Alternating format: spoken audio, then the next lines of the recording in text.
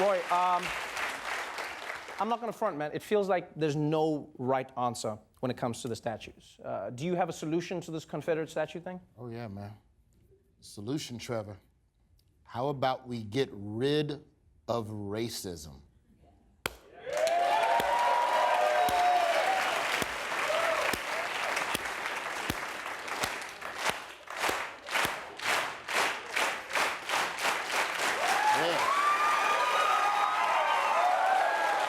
That's it. You just get rid of it. We just did it. That was very brave of you, but seriously, It's gone. what's the solution here, like a real solution? Because here's the thing, right?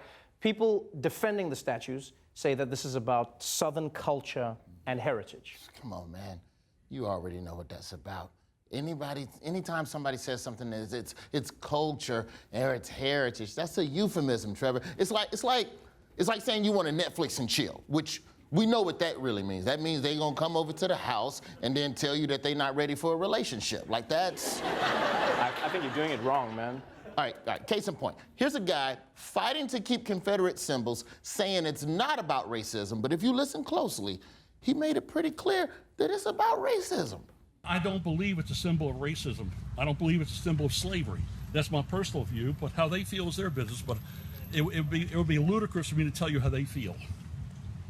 Hey, I get down the street, I see Martin Luther King. I shouldn't have said it. Martin Luther King. I mean, should I rip the signs down or insist that they take Martin Luther King Street down and all the rest of that stuff? You see culture and heritage? No, I see racism. By the way, you know that motherfucker has never set foot on Martin Luther King anything. Nothing. He don't even go to a Martin Luther King Day sale. Oh, man.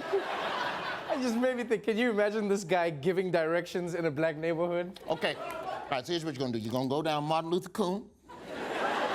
You're gonna make that left on Malcolm X the Coon. You keep going. You get to that gas station that's got the coon. You went too far. It's gonna be the fourth coon on your left. You'll see it. So, okay, all right. Let me ask you this then, Roy. Let me ask you this. So, do you think that we should just, tear down all Confederate statues? Because a lot of people say that, like it or not, you shouldn't try to erase history. Erase history. Most of these statues that went up, it wasn't even about remembering history. They were put up decades after the war. What we think of as these Confederate statues are really much more a product of the 1890s to World War I. Southern states were enacting Jim Crow laws. There was a strong revival of the Ku Klux Klan. They weren't celebrating kind of benign war heroes.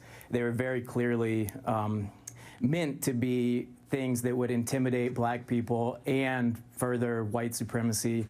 Look, I know y'all want to keep your statues, but here's the thing. Slavery is a trauma that black people to this day are still dealing with. And to have to look at those statues, like, basically, this is what it's like, right? Like, basically, it's like if a woman got out of an abusive relationship and then she had to keep pictures of her ex up in her house to remember the time. Like, no, I don't need pictures to remember pain. Actually, Roy, now that you bring it up, it's funny you say that because you think about this, and people say, we want to remember the history of the Civil War.